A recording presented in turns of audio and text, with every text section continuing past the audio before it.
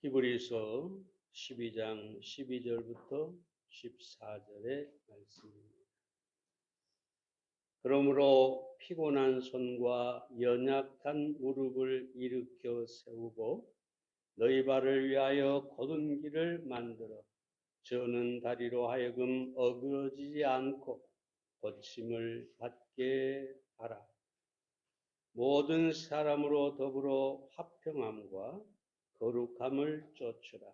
이것이 없이는 아무도 주를 보지 못하리라. 현대인들의 가장 큰 관심은 아마 건강 그리고 장수일 것입니다. TV 프로그램을 보면은 건강에 관한 것이 아주 가득 차 있습니다. 요즘은 또 100세가 넘은 분들의 모습을 보여주기도 합니다. 그런데 건강의 이 비결에 대해서 누군가 이렇게 말했습니다. 음식을 적당히 섭취하고 적당한 운동을 하며 마음을 편하게 가져야 한다. 그런데 세 번째가 건강의 75%를 차지합니다. 적당한 음식, 적당한 운동이 25%라면 마음을 편하게 갖는 것, 마음이 평안한 것, 이것이 75%가 된다고 합니다. 건강은 곧 마음에 있는 것입니다. 그런 측면에서 우리는 참 행복한 사람들이에요. 왜냐하면 성경에 보면 그리스도의 평강이 너희 생각과 마음을 지키시리라. 하나님의 평강을 우리가 누릴 수 있다는 것. 참 놀라운 일이죠. 히브리서 기자는 오늘 본문에서 이 영적인 건강과 승리하는 삶을 살 것에 대해서 권면하고 있습니다. 히브리서 기자의 권면은 과연 무엇입니까? 첫째로 연약한 무릎을 일으켜 세워야 합니다. 12절 말씀을 다시 보면 그러므로 피곤한 손과 연약한 무릎을 일으켜 세우고, 여기서 그러므로라고 얘기하고 있는데 이는 앞절들에 나오는 하나님의 징계에 대한 말씀이고, 그 징계가 우리를 사랑하셔서 우리를 위하여 우리로 하여금 열매 맺도록 하기 위하여 징계를 주셨다. 그러므로 너희가 징계로 인해서 손이 피곤해지고 무릎이 연약해졌다 할지라도, 그럼에도 불구하고 그러므로 연약한 무릎을 일으켜 세우라, 이렇게 말씀하고 있는 것입니다. 여기서 피곤한 손과 연약한 무릎은 마비가 되어 사용할 수 없는 상태를 말하는 것입니다. 여러분, 손이 마비가 돼서 구부러져 있고 다리가 마비가 됐다고 해요. 무릎이 펴지지 않는다고 생각해보세요. 아무것도 할 수 없죠. 그런데 아무리 강한 사람이라 하더라도 이런 마비 상태가 되면 결코 정상적인 삶을 살 수가 없습니다. 요즘 우리나라 축구가 야단 법석인데, 개인적으로 앞으로 대한민국 축구는 안 보겠다, 제가 화가 나서 그렇게 말했습니다만,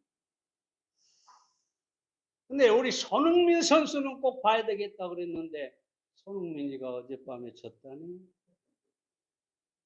제가 무슨 얘기 하려고 하느냐. 여러분, 그 축구를 보다 보면 그 강한 사람들이잖아요. 다리가 얼마나 튼튼하겠어요. 날마다 뛰니 이 다리가 무쇠 같죠. 그런데 보면은 햄스트링. 이 다리가 또 종아리가 쥐가 나가지고 뛰지를 못하는 것을 종종 봅니다. 그러니까 아무리 강한 사람도 마비가 되면 아무것도 할 수가 없는 거예요. 영적으로도 마찬가지죠. 영적으로 우리가 어떤 부분에 마비가 오면 우리는 절대로 승리하는 삶을 살 수가 없는 것입니다. 마치 우리가 하나님의 징계로 고난을 당한다는 것은 손이 피곤하고 무릎이 마비가 되어 우리가 주저앉는 것 같이 될 수가 있다는 것입니다. 에스겔서 7장 17절에 보면 모든 손은 피곤하고 모든 무릎은 물과 같이 약할 것이라 라고 합니다. 유다가 하나님의 징계로 말미암아 바벨론의 침략을 받고 포로로 잡혀갈 때 이스라엘 백성의 상태를 말하는 것입니다. 무릎이 물처럼 되었다. 무릎의 연골이 다 녹아가지고 물처럼 되었다.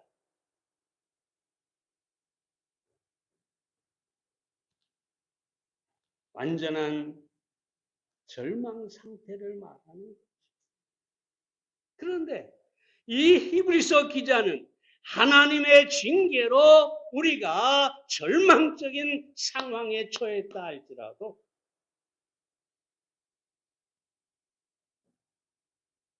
무릎을 일으켜 세우라고 합니다.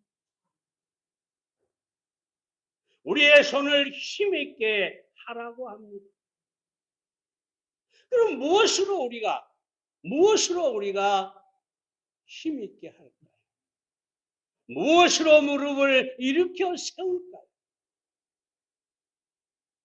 분명히 징계에 대해서 주님이 말씀하실 때 뭐라고 합니까? 하나님께서 우리를 사랑하셔서 우리를 위하여 선한 목적을 가지고 아름다운 열매를 맺게 하기 위해서 우리를 징계하셨다. 그러므로 무릎을 일으켜 세우라는 것이죠. 그건 뭡니까? 소망이죠. 소망. 하나님께서 나를 위해 징계를 하셨는데 나를 위하여 하나님이 선한 목적을 가지고 좋은 열매를 맺게 하기 위해서 그렇게 하셨다면 내 앞에 이제 남은 것은 무엇입니까? 지금은 고난이지만 지금은 무릎이 연약해 있지만 앞으로 내게 남은 것은 하나님의 축복인 것이죠. 그걸 소망함으로 무릎을 일으켜 세우라.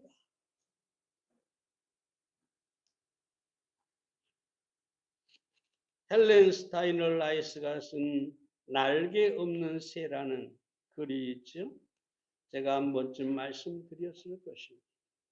아주 오랜 옛날의 새들도 날개가 없었다고 합니다. 그래서 기어다니고 창공을 날 수가 없었다.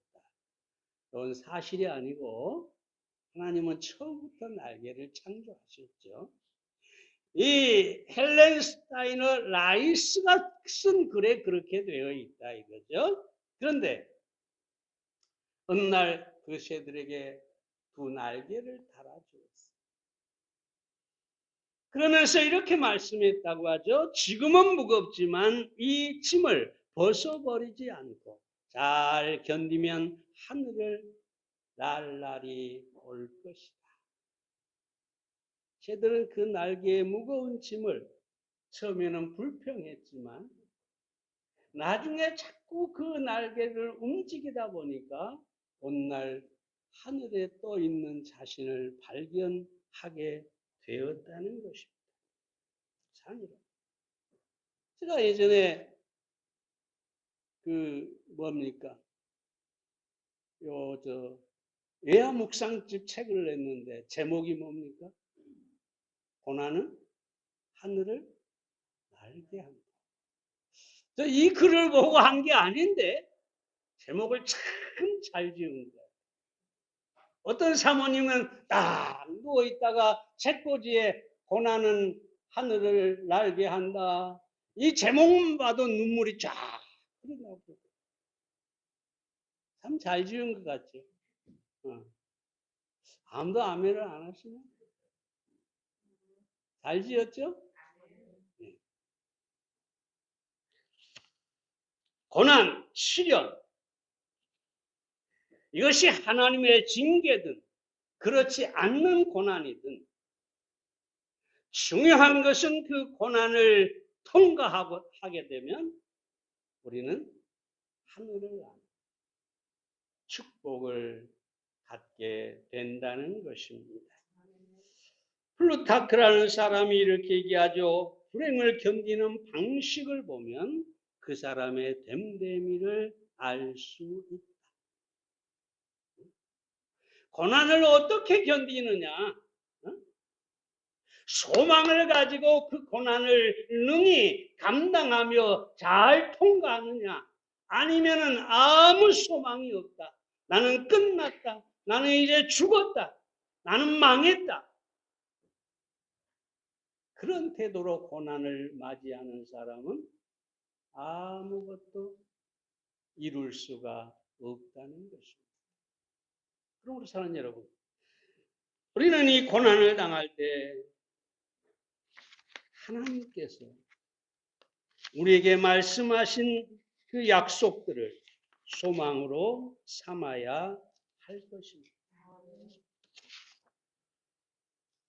이사야 40장 31절에 보면 이렇게 말하죠. 오직 여호와를 앙망하는 자는 새 힘을 얻으리니 독수리의 날개치며 올라감 같을 것이요. 다른 박질하여도 곤비치 아니하겠고 걸어가도 피곤치 아니하리로. 여기서 앙망하는 자는, 이 말은 wait upon the Lord라고 합니다. wait. 우리는 보통 wait 하면 기다리라는 말이잖아요. 근데 기대하라라는 말도 있습니다. 뜻도 있습니다. 그러니까 하나님을 바라보고 하나님을 기대하고 하나님을 소망으로 삼고 인내하는 사람은 반드시 독수리처럼 하늘을 날게 될 것이다. 그런 사람이 바로 무릎을 일으켜 세우는 사람이기 때문에 다른 박질하여도 피곤하지 않게 될 것이라고 합니다. 그러므로 오늘 아침 여러분이 어떤 고난 가운데 있든지 아시기 바랍니다. 하나님은 절대로 우리에게 악한 뜻을 가지지 않습니다. 모든 우리를 향한 뜻이 선한 것입니다. 지금은 징계고 지금은 고난이지. 하나님은 반드시 우리를 축복하시는 하나님이십니다. 그러므로 하나님을 우리의 소망으로 삼고 우리는 연약한 무릎을 일으켜 세워야 하겠습니다. 두 번째로 곧은 길을 만들어야 합니다. 13절 말씀을 봅니다. 너희 발을 위하여 곧은 길을 만들어 저는 다리로 하여금 어그러지지 않고 고침을 받게 하라. 여기서 곧은 길의 원문을 보면 바퀴가 지나간 곧은 흔적이라고 되어 있습니다. 마차처럼 큰 이 바퀴가 지나간, 그래서 그 땅이 굳어진 그런 길을 말하는 것입니다. 사랑 여러분, 길이 없으면 아무리 튼튼한 다리를 가지고 있어도 똑바로 갈 수가 없습니다. 계속 막히니까. 근데 곧은 길이 쫙 나 있으면 아픈 다리로, 고장난 다리로 능히 똑바로 갈 수가 있다는 것이죠.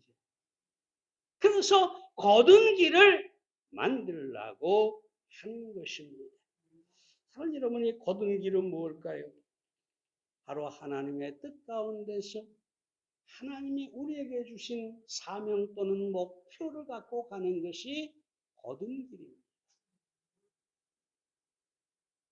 바로 하나님의 사명과 하나님의 뜻을 우리의 목표로 삼고 나아가게 되면 우리는 똑바른 길을 걸어갈 수가 있는 것입니다. 사도 바울을 보세요. 사도행 20장 24절에서 나의 달려갈 길과 주 예수께 받은 사명 곧 하나님의 은혜의 복음 증거하는 일을 마치려 하면 나의 생명을 조금도 귀한 것으로 여기지 아니하노라. 나는 나의 달려갈 길, 예수님께 받은 사명, 복음을 전하는 그 일, 바로 그것이 나의 길이다. 그래서 바울은 그 길을 향해 흐트러지지 않고 달려가죠. 감옥에 갇히기도 하고 매를 맞기도 하고 온갖 핍박을 다 받으면서도 그 거둔 길을 향해서 계속해서 나갔던 것입니다. 그것이 사명이었고 그것이 목표였고 그것이 하나님의 뜻이었기 때문입니다. 그리고 디모데후서 4장 7절에 보면 내가 선한 싸움을 싸우고 나의 달려갈 길을 마치고 그 길을 마쳤다. 그러면서 바울은 자신이 일생 동안에 거둔 길을 만들고 그 길을 따라 살았다는 것을 말하고 있습니다. 언젠가 한 자매님께서 저에게 이렇게 말했어요. 올해는 예배를 마치지 않겠다고 하나님과 약속했습니다. 목표를 정한 것이죠. 거둔 길을 만든 것이죠. 네. 또 지난번에 지금 암투병 중인 집사님이 이렇게 말했어요. 그동안 성경을 제대로 읽기는 읽었지만 처음부터 마지막까지 다 읽어본 적이 없었다. 그래서 내가 신앙생활이 심히 부끄러웠다고. 그러면서 내가 올해는 이 성경 전체를 내가 반드시 다 읽겠습니다. 얼마 전에 갔더니 어디를 읽으셨다더라? 계속 읽어갑니다.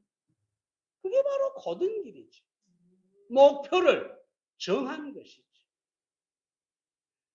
제가 오래전에 기도를 하겠다고 결단한 것도 바로 거둔 길을 만든 것이죠.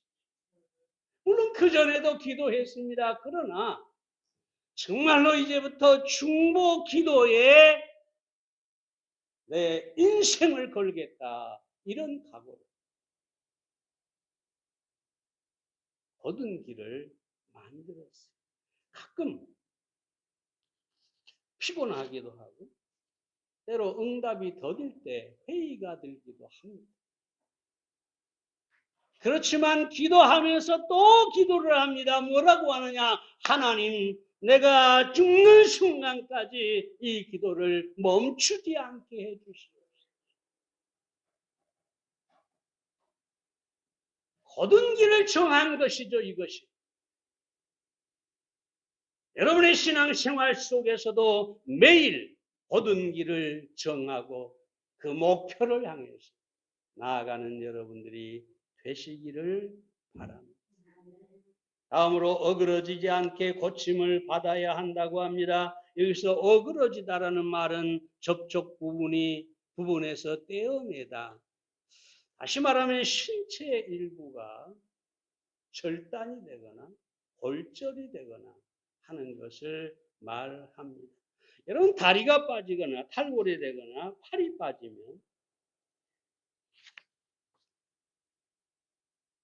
잘 걸을 수도 무엇을 할 수도 없게 되는 것이지.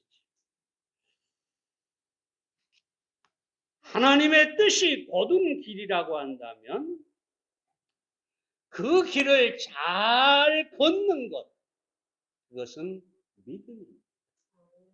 믿음이 탈골돼 버리면, 믿음이 무너져 버리면 아무것도 할 수가 없습니다. Y. 에드워드라는 사람이 이렇게 얘기합니다. 믿음은 하나님께로 가는 캄캄한 터널을 밝게 비추어주며 죽음의 깊은 계곡을 건널 수 있는 다리를 세워줍니다. 우리가 하나님의 뜻 또는 사명을 곧은 길로 결단하고 정했다면 그 길을 계속해서 가게 하는 게 뭐냐? 믿음이에요. 수많은 시험과 역경이 다가온다 할지라도 믿음만 있다면 그 곧은 길을 계속해서 가게 되어 있는 것입니다. 그래서 다시 디모데후서 4장 7절 말씀 보면은 바울이 뭐라고 합니까? 나의 달려갈 길을 마치고 믿음을 지켰으니. 보세요. 믿음을 지켰다. 믿음으로 내가 이 길을 걸어왔다. 내 인생은 이 믿음으로 말미암아 내가 끝까지 지켜왔다. 다시 말하면 믿음이 우리로 하여금 곧은 길을 끝까지 가게 하는 것입니다. 다시 말씀드립니다. 곧은 길을 정하십시오. 만드십시오. 그것이 무엇이 됐든 여러분이 개인적으로 내게 꼭 필요하다. 성경 읽기라든가 기도하는 것이라든가 그것이 무엇이 됐든지 간에 일단은 목표를 세우시고 그 길을 향해서 믿음으로 달려가는 여러분들이 되시기를 바랍니다. 마지막 세 번째로 우리는 화평을 쫓아야 합니다. 14절 말씀을 봅니다. 모든 사람으로 더불어 화평함과 거룩함을 쫓으라. 이것이 없이는 아무도 주를 보지 못하리라. 여기서 쫓으라는 말은 헬라어의 의미가 동물을 사냥할 때처럼 이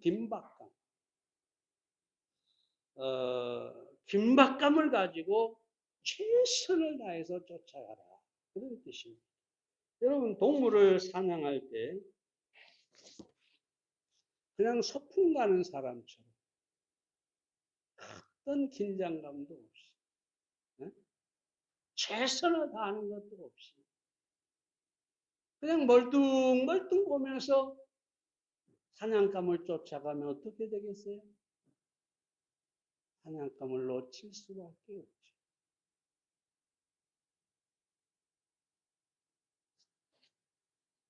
그래서 우리는 열심히 사냥꾼처럼 쫓아야 할 것이 있다고 합니다.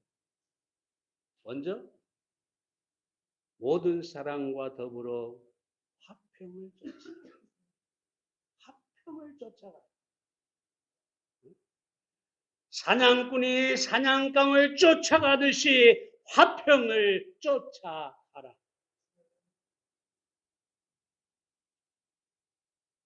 하나님은 화평의 하나님이시죠. 고린도서 14장 33절에 있는 말씀입니다.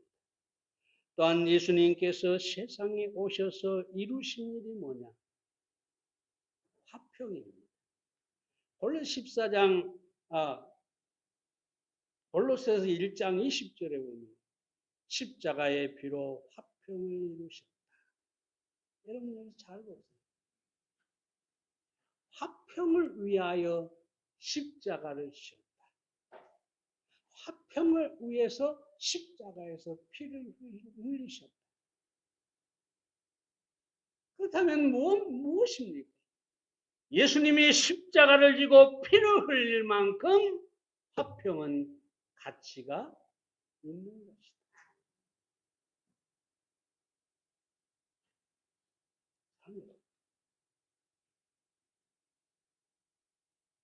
우리가 다른 사람과 관계 속에서 화평하려면 화평의 가치를 두고 자기를 희생할 줄 알아야 합니다. 다른 사람의 관계 속에서 내 권리 따지고 내 이익을 따지고 그저 내가 손해를 보면 다투고 미워하고 원망하고, 여러분, 그런 사람은 절대로 화평을 이룰 수가 없습니다. 내 이익보다 내가 십자가를 지는 것보다 화평이 더 가치가 있다.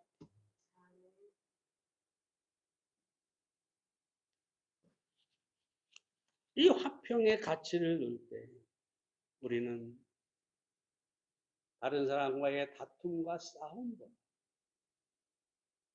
화목하기를 사모하고, 내가 손해를 보고 내 권리를 포기할지라도 화평을 만들게 될 것입니다.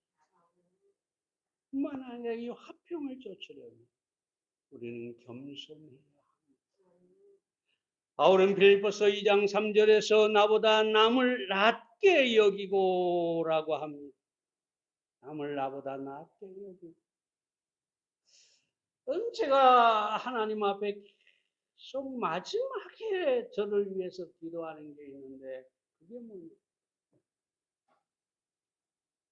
상당히 교만하거든요. 여러분은 우리 목사님 겸손하시고 어쩌고 할지 모르지만 저는 정말로 교만합니다. 네. 그래서 계속 기도하는 것이 뭐냐면, 하나님, 나는 티끌, 먼지임을 알게 해 주시옵소서. 하나님, 나는 죄인의 개수임을 알게 해 주시옵소서. 사도 바울이 죄인의 개수라고 그랬잖아요.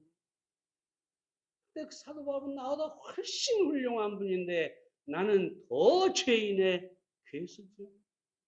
그러면 내가 죄인의 개수라고 나를 인정할 때 제가 누구를 비판하고 누구를 판단하고 누구를 정죄하겠습니까?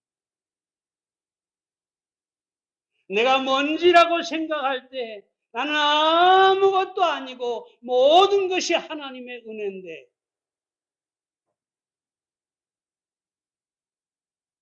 어찌 겸손하지 않을 수가 있겠습니까? 여러분, 겸손해야 화평을 이룹니다. 교만한 사람은 항상 다투고 문제를 일으키죠.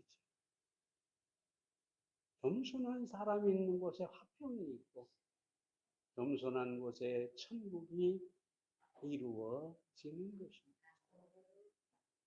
그럼 우리 사랑하는 여러분, 우리는 다른 사람과 화평을 쫓되 화평의 가치를 두고 자신을 온전히 낮추어서 다른 사람과 화목한 관계를 이룰 수 있기를 바랍니다. 뿐만 아니라 거룩함을 쫓아야 한다고 합니다. 거룩함은, 여기서 말하는 거룩함은 상태를 말하는 게 아니라 행위를 말합니다. 우리의 상태는 이미 거룩해졌습니다. 예수님으로 말미암아 우리는 거룩한 사람이 되었습니다. 그런데 여기서 말하는 것은 그 상태가 아니라 생활 속에서 거룩을 쫓으라. 거룩을 마치 사냥꾼이 사냥감을 잡으려고 쫓아가는 것처럼 거룩을 붙잡으려고 쫓아가야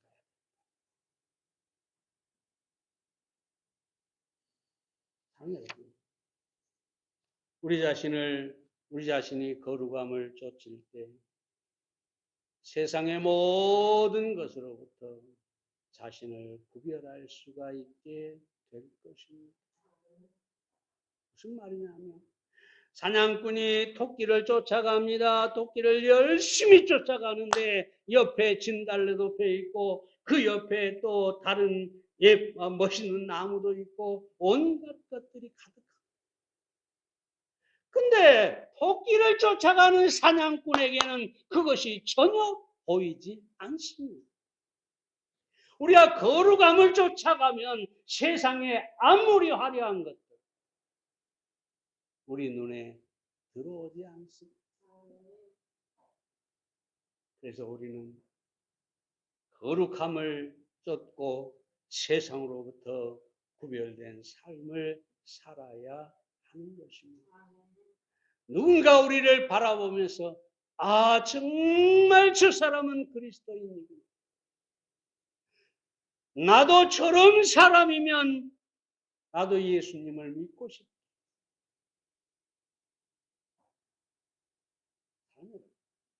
적어도 우리는 그런 고백을 다른 사람들로부터 들을 수 있어야 하겠습니다. 그러면 여기서 뭐라고 합니까? 그렇지 않으면 주를 보지 못한다고 합니다. 우리 주님을 본다고 합니다. 반대로 말합니다. 여러분 우리가 화평을 쫓고 거룩함을 쫓으면 주님을 볼 수 있을 것이다. 어디서? 우리의 생활 속에서. 여러분 날마다 생활 속에서 우리 주님을 보고 주님을 만나고 주님과 함께 동행한다면 얼마나 복되겠습니까?